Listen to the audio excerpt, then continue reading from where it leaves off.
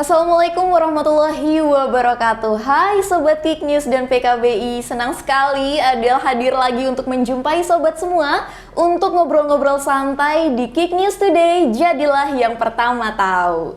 Oke, 23 Juli 2022 merupakan perayaan Hari Anak Nasional, di mana tahun ini temanya adalah Anak Terlindungi Indonesia Maju.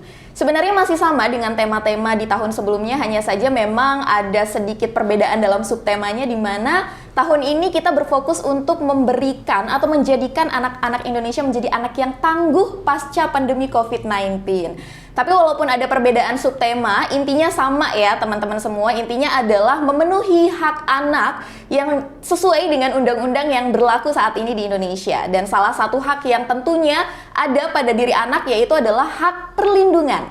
Nah, kalau kita ngobrol soal hak perlindungan nih sobat semuanya, itu nggak jauh-jauh juga dari bagaimana anak itu di-framing dalam sebuah berita. Nah, jadi kita selalu berharap bahwa tidak hanya pihak pemerintah ataupun masyarakat, tapi juga media di sini juga punya peranan yang sangat penting sebenarnya dalam memenuhi hak anak, yaitu hak perlindungan dengan cara memberikan pemberitaan yang ramah anak. Nah, tapi memang kita tahu nih saat ini banyak sekali oknum-oknum ya, nggak semua, tapi ada aja nih media-media nakal yang ketika memberitakan anak itu rasanya agak sedikit kurang mengenakan gitu ketika dibaca, karena mungkin ada yang memberitakan secara vulgar dan lain sebagainya. Nah, saat ini, hari ini Adel ingin ngobrol-ngobrol lebih jauh tentang sebenarnya bagaimana sih peranan media itu dalam melindungi hak anak, khususnya dalam pemberitaan anak yang ramah anak gitu ya. Dan hari ini Adel sudah kedatangan sosok yang luar biasa. Beliau adalah seorang jurnalis senior, yaitu ada Bang Latif. Hai, selamat sore Bang. Selamat sore Mbak Adel. Oke, gimana kabarnya nih Bang? Alhamdulillah, sorenya cerah. Oke. Di Kik News kita dikasih minuman yang segar sekali. Betul. Ini. Jadi tambah segar. Luar biasa. By the way, Bang Latif, ini nama kita agak sedikit mirip nih. Bang Latif dan Ade Latifa. Jadi kayaknya kita bakalan asik-asik ngobrolnya nih Bang ya. Oke. Oke Bang, seperti tadi yang saya sudah katakan bahwa media itu punya peranan yang penting dalam memberikan perlindungan terhadap hak-hak anak. Dalam hal ini adalah dengan memberitakan isu-isu anak yang tentunya bisa memberikan jaminan keselamatan terhadap si anak itu sendiri. Tapi saya ingin tahu sebelumnya nih, sebagai seorang jurnalis senior, bagaimana sih sebenarnya Bang Latif ini memandang isu-isu anak dan juga media-media nakal yang terkadang memberitakan anak dengan cara yang mungkin kurang mengenakan? Oke, terima kasih Mbak Adel. Kawan-kawan Kik News kalian. Jadi pertama saya ingin bilang mau menggaris bawahi dulu. Mungkin bukan media nakal ya. Oke. Jadi yang mungkin terjadi adalah bisa jadi jurnalisnya memang tidak tahu. Tidak punya perspektif bagaimana menulis berita tentang anak. Oke. Itu banyak faktor lah. Artinya tidak mesti mereka semua dengan sengaja mungkin menuliskan itu hanya untuk kepentingan yang hari ini. Misalnya kalau kalau YouTuber tuh mencari subscriber, like, subscribe gitu, atau ada mencari clicker, ada clickbait gitu. Tapi ada juga dan saya kira ini yang mungkin saya menduga ini yang lebih banyak yang terjadi adalah ini. Jadi jurnalis yang tidak dibekali dengan perspektif bagaimana mestinya mereka meliput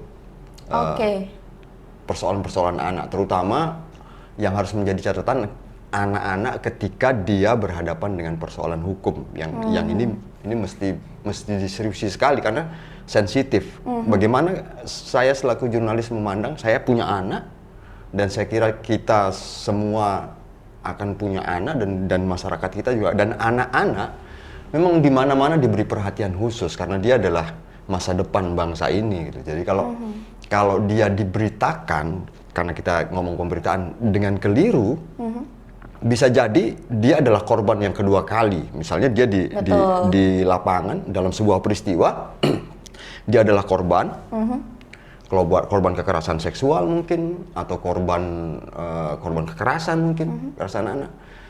Lalu jurnalis memberitakannya dengan cara yang keliru. Oke. Oke. Jadi dia bisa jadi akan menjadi korban kedua kalinya. Betul. Gitu. Dan anak di sini tidak melulu anak yang menjadi korban, termasuk pelaku Anak yang melakukan pelanggaran hukum ya? Anak melakukan pelanggaran hukum, Betul. saksi-saksinya itu juga punya hak untuk dilindungi dan masyarakat harus melindungi, termasuk jurnalis. Oke. Dalam hal ini dia menuliskan mereka, tentu ada aturan mainnya, ada awik-awiknya yang harus ada rambu-rambu yang harus dijalankan oleh seorang jurnalis. Oke. Kalau misalnya tadi Bang Latif mengatakan bahwa sebenarnya itu bisa saja karena ketidaktahuan jurnalis tentang bagaimana kemudian menuliskan berita soal isu anak. Apakah itu artinya banyak jurnalis yang belum memahami kode etiknya sendiri? Saya lupa tahunnya penelitian itu, termasuk orang Dewan Pers yang meneliti jalan-jalan lah kira-kira tuh ke daerah-daerah. Banyak jurnalis yang tidak membaca sama sekali kode etik. Oke. Jangankan untuk kemudian menjalankannya. Dia tahu ada kode etik, tapi membaca kode etik. Oke, jangan hafalkan kode etik itu. Ada pasal-pasal, 11 pasal, jangan dihafalkan lah. Kalau dihafalkan mungkin berat. Kalau ujian agak berat menghafal satu persatu dengan detail. Tapi paling tidak seorang jurnalis mesti paham kenapa ada kenapa ada kode etik. Kenapa mesti dibuat kode etik? Salah satunya kalau ke internal jurnalisnya adalah itu akan melindungi jurnalis itu dari kemungkinan jerat hukum. Oke. Ya, karena hukum yang mungkin menjerat jurnalis juga ada banyak. Gitu. Tapi kalau sudah kode etik itu dijalankan dengan baik, saya kira dia sudah satu poin dia sudah bisa terlindungi. Gitu. Nah, yang paling besar fungsi paling besar dari kode etik jurnalistik itu adalah melindungi hak publik dari pemberitaan yang diproduksi oleh jurnalis, termasuklah dalam hal ini tentang anak. Saya kira tegas sekali di situ di dalam kode etik itu, meskipun kode etik tentu saja yang namanya kode etik itu kan rambu-rambu yang belum detail. Ya, belum detail, hanya rambu-rambu yang secara umum memberikan gambaran bahwa terutama di pasal 4 dan pasal 5, kalau pasal 4 itu jurnalis dilarang membuat berita, satu berita bohong, termasuk sadis, cabul. Gitu. Lalu di pasal 5 itu tentang jurnalis, wajib hukumnya melindungi anak-anak, baik itu korban, pelaku, terus identitas mereka. Yang menjadi persoalan paling krusial di sini adalah tentang identitas. Itu yang seringkali teman-teman jurnalis melupakan. Mereka sudah mencoba misalnya menyembunyikan identitas, tidak menggunakan nama asli, menyembunyikan identitas, tapi mereka mewawancarai orang tuanya. Orang tuanya ditulis nama terangnya. Kalau sudah orang tuanya ditulis, orang tahu, oh itu bapak itu berarti anaknya siapa. Kemudian identitas yang lain adalah misalnya sekolahnya, alamat rumahnya, termasuk juga dalam hal ini saksi dan pelaku atau korban. Jadi pemahaman tentang identitas itu seringkali juga jadi persoalan gitu, yang ya saya kira sederhana sekali mestinya sederhana sekali, tapi kalau tidak tahu atau tidak mau tahu gitu kan ada juga sih jurnalis-jurnalis yang mungkin malas belajar itu, ngapain belajar, yang penting bisa jalan, bisa ini saja. Itu yang mungkin bisa jadi terjadi seperti itu. Saya kepo deh ini. Apakah pemberitaan ini termasuk ada dalam kode etik atau seperti apa? Misalnya nih seperti kasus-kasus artis misalnya yang orang tuanya bercerai, kemudian anak-anak mereka tuh masih di dalam usia anak dan mereka diwawancarai terkait dengan perceraian atau perselingkuhan orang tuanya. Iya, salah satu yang mestinya itu menjadi perhatian adalah termasuk itu ya. Jadi itu termasuk. Di kode etik memang tidak didetailkan seperti itu. Tapi di pedoman pemberitaan liputan anak, pedoman peliputan ramah anak, itu ada penjelasan yang itu bukan persoalan anak, dan anak tidak semestinya ikut memikirkan hal yang di luar. Jadi salah satu awik-awik yang mesti jalan, kita dilarang mewawancarai sesuatu kepada anak tentang sesuatu yang di luar jangkauan dia gitu. Nah itu persoalan jelas-jelas perceraian itu adalah persoalan dewasa, masalah orang dewasa. Betul. Dan kenapa anak mesti dilibatkan di situ? Ini yang kemudian menjadi perdebatan di kalangan jurnalistik. Apakah produk-produk yang dihasilkan teman-teman infotainment itu adalah produk jurnalistik atau tidak? Oh, gimana tuh maksudnya? Salah satunya itu. Seringkali infotainment itu yang penting rame gitu kan, yang penting viral, yang penting untung, yang penting semakin banyak orang yang menonton itu. Betul. Lupa mereka, karena mereka juga bisa berdalih kami tidak punya kode etik. Oh. Kode etik kami beda, bukan kode etik jurnalistik. Kami tidak punya pedoman perilaku penulisan jurnalis. Ini infotainment, hiburan dong. Gitu. Oh gitu. Jadi mereka menganggap bahwa itu menjadi bagian dari hiburan yang tentu akan menarik, memang bisa jadi membuat orang tertarik untuk kemudian mau menonton liputan itu. Tapi mereka lupa tanggung jawab besar kita bersama, bahwa semua bukan cuma jurnalis, semua punya tanggung jawab yang namanya anak ini, bagaimana dia dijaga harga dirinya, martabatnya, dan dilindungi untuk dia bisa tumbuh dengan apa, dalam suasana yang memungkinkan dia bisa menjadi manusia dewasa yang siap untuk. Berarti ada aja ya klaim-klaim yang kemudian merasa bahwa mereka tidak terikat dengan kode etik itu. Tapi bukan berarti semua produk infotainment seperti itu ya. Jadi ada infotainment yang meskipun dia tidak masuk dalam mungkin tidak dikategorikan sebagai ranah news yang dihasilkan, tapi mereka membuat sebuah produk infotainment itu dengan menerapkan kode etik. Bisa jadi seperti itu. Dan tidak juga sedikit jurnalis, media-media, bahkan media mainstream yang sesekali memunculkan pemberitaan-pemberitaan yang jauh dari kode etik jurnalistik gitu. Kode etiknya ada, tapi mereka entah sengaja atau memang untuk mencari apa namanya itu tadi, ingin merebut keuntungan. Perhatian, yang larinya juga keuntungan, jadi merebut perhatian publik lah seperti itu, dengan mengabaikan kode etik jurnalistik. Oke. Nah, tadi sempat disinggung bahwa di kode etik tuh nggak terlalu rinci, dan dirincikannya itu adalah di pedoman pemberitaan ramah anak ya. Yang saya baca sih sempat pedoman pemberitaan ramah anak itu diresmikan, dirilis pada tahun 2019. Oke. Nah, saya ingin bertanya nih, di Nusa Tenggara Barat sendiri, apakah kemudian para jurnalisnya itu diwajibkan untuk kemudian mengikuti pelatihan, memahami pedoman pemberitaan ramah anak ini sebelum kemudian mereka bisa terjun ke lapangan menuliskan berita-berita tentang isu anak? Kalau diwajibkan, belum ada aturan mewajibkan. Oke. Tapi semestinya, terutama teman-teman asosiasi jurnalis, itu punya tanggung jawab untuk membuat setiap jurnalis mereka paham itu. Saya kira ruang-ruang redaksi jurnalistik juga mestinya punya tanggung jawab itu. Betul. Sebelum menerjunkan jurnalisnya atau wartawannya untuk meliput sesuatu, termasuk meliput persoalan anak, mereka mestinya dibekali itu. Itu seyogianya. Tapi ya mungkin sudah bukan rahasia umum ya. Jadi di era disrupsi ini, siapa saja bisa bikin media. Hari ini saya tidak perlu uang. Betul. Saya cukup cari wifi gratis gitu. Saya searching, ada domain gratis bahkan. Hostingan gratis gitu yang bisa atau bisa dia mengupload beritanya di media sosial misalnya. Dia bisa menyebut dirinya sebagai media pers. Saya orang pers, saya media, saya wartawan, saya jurnalis. Betul. Sangat mudah kemudian orang untuk menjadi jurnalis. Dan kita tahu juga bahwa setiap orang hari ini tidak cuma menjadi konsumen berita, tapi dia memproduksi berita. Media sosial, orang menyebutnya citizen journalism, jurnalis warga, yang seringkali kalau di TV kita menonton liputan ada gambar, itu yang disebutkan di situ videonya adalah video amatir.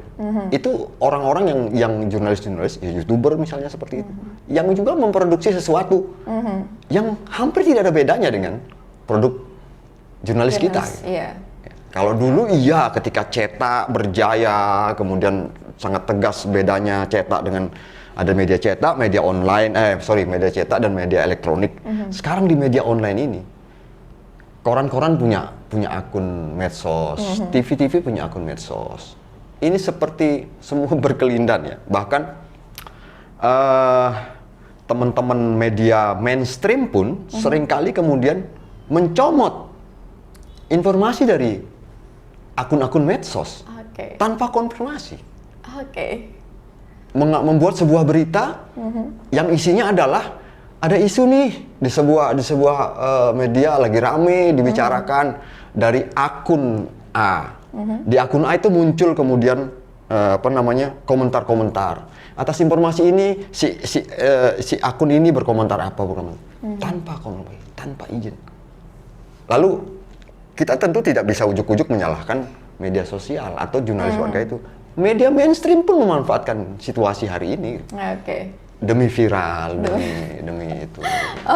Nah kalau gitu, kalau misalnya memang karena kemudahan justru resiko semakin besar, saya pengen tahu nih, sebenarnya gimana sih proses sebuah berita itu dari baru diambil nih dari lapangan sampai akhirnya kemudian dikatakan ini layak tayang, ini sudah ramah anak gitu. Karena tadi kan dikatakan bahwa ada beberapa jurnalis-jurnalis yang tidak tahu dengan kode etik pemberitaan, pedoman pemberitaan dan lain sebagainya. Lalu kemudian bagaimana ketidaktahuan jurnalis ini, produknya ini bisa lolos dan menjadi layak tayang gitu?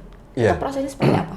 Kalau secara umum, kalau sebuah di pelajaran awal dulu ketika saya menjadi jurnalis, terlibat di ruang redaksi, sebelum turun ke lapangan, jurnalis itu biasanya sudah berdiskusi di dalam ada rapat redaksi harian itu.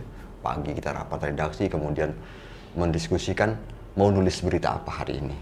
Sudah ada. Ada beberapa isu yang liput ini. Nah, beberapa liputan yang sensitif akan didiskusikan misalnya. Didiskusikan apakah kita akan ikut menuliskan itu atau kita tidak. Kalau menuliskan itu, maka redaksi akan memberikan rambu-rambu. Ini di media yang ideal ya. Baru kemudian jurnalis itu turun sore hari menjelang akan cetak, atau kalau mingguan itu di hari Jumat biasanya, kalau dia terbitnya hari Jumat itu baru rapat lagi. Dapat bahan apa, belanjaan apa dari lapangan, dikumpulkan, dilihat, diramulah itu oleh editor. Hasil belanjaan dari beberapa jurnalis diramu oleh editor, kemudian baru dia berproses. Kalau sensitif, Pemret akan turun tangan melihat itu. Tapi kalau sudah tidak terlalu sensitif, misalnya isunya, kalau sensitif sekali, Pemret akan turun tangan. Kalau di media-media yang serius sekali, itu bahkan editor bahasa itu ada. Jadi ada media yang hari ini kalau kita mau cari kesulitan salah cetak itu sulit sekali gitu. Ada media yang seperti itu. Masih ada? Masih ada. Cari kesalahan di media itu, silakan cari penulisan sesuai KBBI, cari dah. Gitu. Kita akan sulit karena mereka punya penjaga gawang untuk urusan bahasa. Itu yang idealnya. Nah, kalau di pemberitaan anak ya tentu akan ada diskusi juga di situ secara khusus mestinya. Ya, idealnya. Ya, sebelum dia naik ke ruang ruang tayangnya, entah cetak, entah televisi, entah radio, entah online, itu idealnya mesti didiskusikan dulu. Sudahkah sesuai dengan aturan-aturan berlaku? Itu idealnya. Tapi yang terjadi hari ini, ada media televisi yang wartawannya nyari liputan, kemudian dia pulang ke kantor, mengedit, edit audio, edit gambar ini, lalu ntar sore tayang. Jadi dikerjakan semua sendiri? Kerjakan sendiri. Tanpa editor. Ada yang seperti itu. Ini yang sangat mungkin kemudian kecelakaan di kemudian hari dan banyak rambu-rambu yang dilanggar. Mestinya filternya jelas gitu. Dan yang paling penting sebenarnya berita itu mesti terverifikasi gitu. Ya, terverifikasi jelas itu jadi sebuah bahkan bisa dibilang sebagai produk jurnalistik, dia ada sesuatu yang terverifikasi, informasi yang sudah terverifikasi, mestinya. Nah, tapi kalau jurnalis yang melakukan itu atau kemudian ruang redaksinya juga melakukan kegigihan, tidak berdisiplin melakukan verifikasi, kita akan menemukan seperti itu. Penyakit jurnalis hari ini namanya BSS. Apa tuh? BSS. Berita satu sumber. Oke. Cukup wawancara satu orang bisa jadi berita, dipecah-pecah pula. Jadi kalau di teman-teman jurnalis itu belakang layar itu pasti ngomong ada istilahnya mencacah berita. Jadi satu berita tuh satu narasumber dia ngomong tentang apa, tanpa pembanding. Oke. Itu yang terjadi hari ini. Berarti lumayan kompleks ya permasalahan di dunia jurnalistik yang kemudian akhirnya muncul pemberitaan-pemberitaan yang tidak ramah anak gitu. Ya. Entah karena tadi pemahaman tentang pedoman pemberitaan ramah anak, kemudian ada juga yang karena apa-apa semuanya dikerjakan sendiri, jadi mungkin tidak ada yang membantu untuk memastikan bahwa ini sudah ramah anak. Kemudian tadi juga ada masalah pembanding karena hanya BSS katanya tadi. Ini saya mendengar BSS ini rasanya seperti istilah-istilah pemerintah ya. Rasanya kayak saya mendengar istilah bantuan apa nih gitu. Iya. Kompleks memang. Terus kalau kita mesti mencari tahu mau mulai dari mana ini untuk mengurai kekusutan ini, kita kan tentu akan semua bertanggung jawab. Tidak melulu kesalahan jurnalis. Jadi penanggung jawab di instansi pemerintah tentang anak itu juga punya tanggung jawab. Teman-teman NGO punya tanggung jawab. Ya kalau saya sih karena saya jurnalis, mungkin saya akan lebih dulu introspeksi nih ke dalam kita gitu. Ke dalam teman-teman redaksi, teman-teman jurnalis, yuk belajar bareng lah gitu ya. Kalau di kami kebetulan di Aliansi Jurnalis Independen itu salah satu grup yang paling rame lah, termasuk juga membicarakan soal ini. Jadi menemukan berita yang bermasalah tanda petik dari etik, kami mendiskusikan itu. Kalau memungkinkan kami tahu siapa pengelola media itu, kami biasanya menegur. Menegur baik-baik. Selama bisa dijangkau.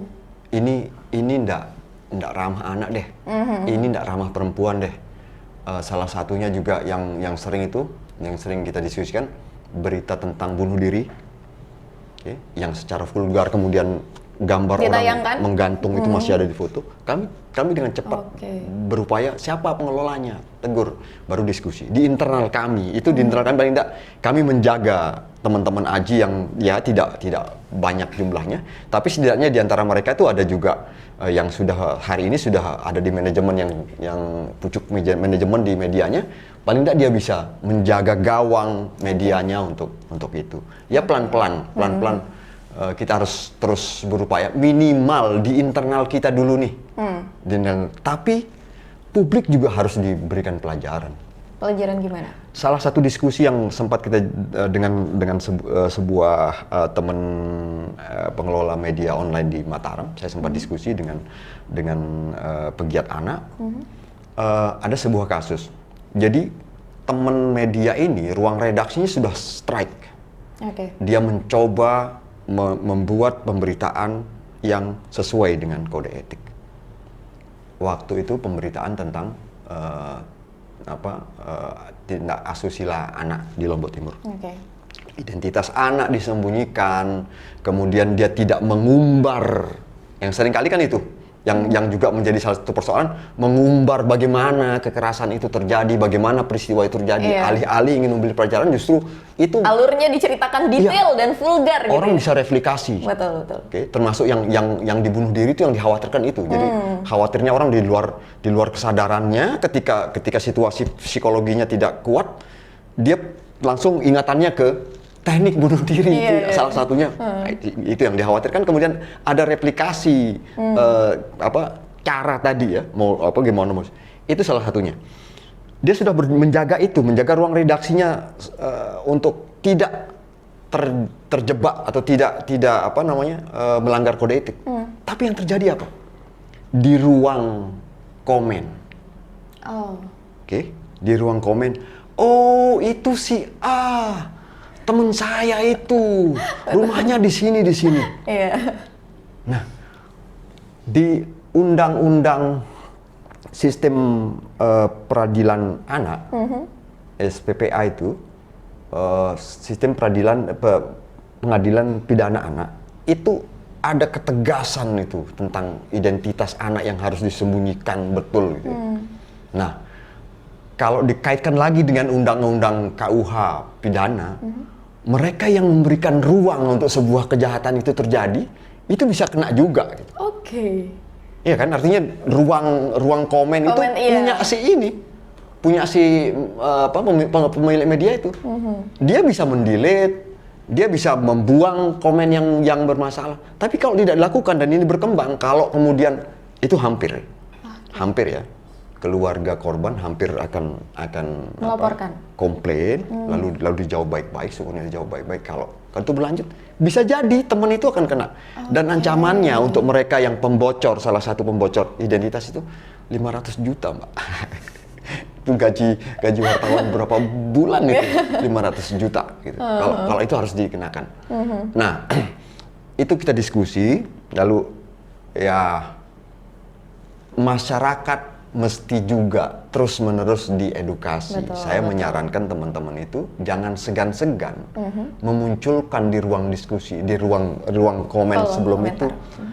Mari kita membuat komen yang sesuai dengan aturan. Beritahu mereka tentang ada ancaman-ancaman undang-undang. Edukasinya jalan terus di setiap itu. Lalu ketemu komen yang itu, hapus, segera hapus. Jangan diberikan ruang kemudian pertama, oh ya itu teman saya, kemudian oh ya namanya ini. Terbukalah anak itu secara vulgar, siapa dia. Betul. Itu yang jadi sama-sama. Jurnalisnya belajar terus gitu. Publik juga harus diajari terus. Betul. Bagaimana? Oke. Nah, kalau misalnya kita ngomongin soal pemberitaan ramah anak, salah satu pemberitaan ramah anak itu kan tidak hanya sekadar menutup identitas ketika anak menjadi korban atau pelaku kan, tapi juga misalnya kita mengekspos anak-anak yang berprestasi dan lain sebagainya seperti itu ya. Tapi kalau saya nih yang melihat bermain media sosial, kayaknya sih lebih banyak melihat berita-berita yang mengangkat tentang isu-isu anak seperti kekerasan dan lain sebagainya. Kemudian untuk bagian anak yang berprestasi dan lain sebagainya itu kayaknya agak masih kurang. Nah, saya ingin bertanya, apakah media itu punya porsinya sendiri ya terkait dengan bagaimana mengangkat isu anak yang di bagian prestasi kah, atau mungkin di bagian isu-isu yang terjadi di masyarakat seperti kekerasan, eksploitasi dan lain sebagainya, itu seperti apa sebenarnya? Iya, kita masih tercekoki dengan slogan bad news is good news. Gitu. Itu yang kenapa kemudian saya tertarik itu dengan teman-teman. Saya lupa siapa nama penggagasnya ya. Orang luar memang, orang bule Amerika kalau saya dulu. Itu yang menggagas apa yang namanya jurnalisme solution journalism. Jadi jurnalisme yang tidak hanya menggonggong ketika ada masalah, tapi juga jurnalisme yang menyala ketika menemukan solusi. Sakit loh masyarakat kita gitu. Kalau kemudian mereka hari ini cuma mendapati berita yang itu saja, semua intinya, aduh pusing, perang, kekerasan, itu saja, sakit loh, publik itu sakit. Betul. Dan sebenarnya kita punya jurnalis itu punya pilihan gitu. Untuk juga jangan cuma munculkan masalah, tapi solusinya juga dong. Contoh sederhana saja yang bisa kita petik. Jadi seringkali teman-teman itu membuat pemberitaan ketika dia booming panas gempa. Gempa kita 2018 lalu, media dari mana-mana datang, dari luar negeri datang, karena gempa di Lombok itu termasuk yang anomali ya. Jadi sebarannya luas dan kalinya itu yang membuat kita tinjau kemelas setiap saat gitu kan. Setiap mati lampu udah pasti akan gempa nih gitu. Itu terjadi. Dan semua media luar datang meliput itu, melihat rumah roboh, melihat orang-orang yang di rumah sakit, yang terluka, yang meninggal. apa namanya, melihat tenda-tenda, melihat penderitaan. Oke? Dan itu disebar kemana-mana bahwa betapa parahnya gempa. Apa yang terjadi hari ini? Siapa yang meliput mereka? Oke. Ada 7.000 korban gempa itu yang belum dapat rumah. Siapa yang kemudian juga menyala, meliput, masih ada masalah ini. Kenapa media meninggalkan? Mereka mungkin tidak bisa berteriak. Kenapa, mana media-media dulu yang datang ke kami, meliput kami? Mana? Masih ada persoalan gitu. Karena dianggap, sudah nih, toh juga bisa hidup, bisa makan. Sudah tidak ada masalah, tidak lagi ada yang terluka, tidak ada apa. Tapi ada orang yang 4 tahun ya, 2018. Ya, 2018. mau sebentar lagi, Juli ini, Iya. ya, Juli akhir ini sudah akan apa, ulang tahun gempa. Mudah-mudahan tidak ada gempanya lagi. Cukup kita mengenang itu. Masih ada mereka yang 4 tahun menunggu rumahnya belum dibangun-bangun. Dan itu tidak disorot. Itu tidak sorot. Syukurnya teman-teman Aji kemarin membuat liputan tentang itu, termasuk juga tentang anak-anak. Ya, anak-anak yang hak mereka, anak-anak di Lombok Timur yang masih sekolah mereka itu hanya dibangunkan 2 lokasi, sementara mereka ada 6 kelas. Jadi bergantian, selebihnya itu di satu ruangan berdesak-desakan, masih berdebu, masih triplek, dan sewaktu-waktu masih ancaman. Anak-anak di Bukit Tinggi namanya, yang di Gunung Sari, yang sampai hari ini belum punya bangunan sekolah, sudah kena korban gempa, lalu mereka digusur karena proyek bendungan.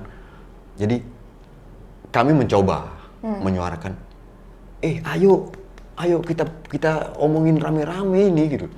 Banyak persoalan, termasuk anak-anak yang mereka mau berteriak kemana gitu. Mereka mau berteriak kemana? Ternyata masih ada di Lombok Timur yang masih sekolah di sekolah darurat. Yeah.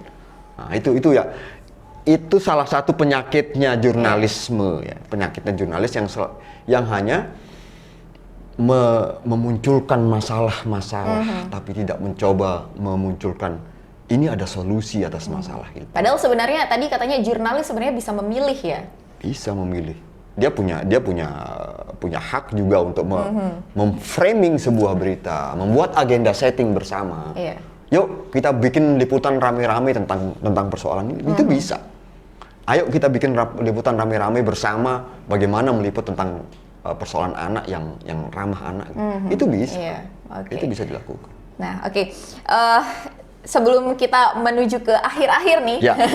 saya ingin tanya sedikit. Kalau misalnya tadi sempat banyak sekali diungkapkan tentang yang comot sana sini tanpa verifikasi dan lain sebagainya, itu artinya itu sangat berpotensi bagaimana jurnalis itu kemudian menghadirkan hoax kan pada masyarakat sebenarnya ya. Lalu ketika ada banyak hoax yang tersebar di masyarakat, peran jurnalis untuk mengklarifikasi itu seperti apa? Ya kalau hoax itu muncul di luar artinya di luar jurnalis, kita bisa. Teman-teman sekarang sudah banyak yang bisa memverifikasi itu hoax apa tidak gitu. Sebuah pemberitaan termasuk di gempa dulu, kemudian kita orang muncul di Facebook gambar seorang anak yang kemudian berdua sama anaknya, sama adiknya. Ini sudah tidak punya ibu bapak. Sampai orang-orang kemudian di mana alamatnya? Saya mau mengambilnya. Setelah di tracing kemudian dilihat ternyata itu kejadian di Vietnam. Nah, itu sekarang sudah sangat mudah kita bisa cek itu ya. Jadi teman-teman sudah bisa ada teman-teman yang fact checking gitu ya, mengecek fakta itu hoax apa tidak. Tapi yang celaka kemudian kalau jurnalisnya yang menciptakan hoax itu, karena tidak verifikasi tadi, karena tidak disiplin verifikasi. Ada informasi viral, yang lain sudah pada nulis nih, masa kita enggak? Gitu.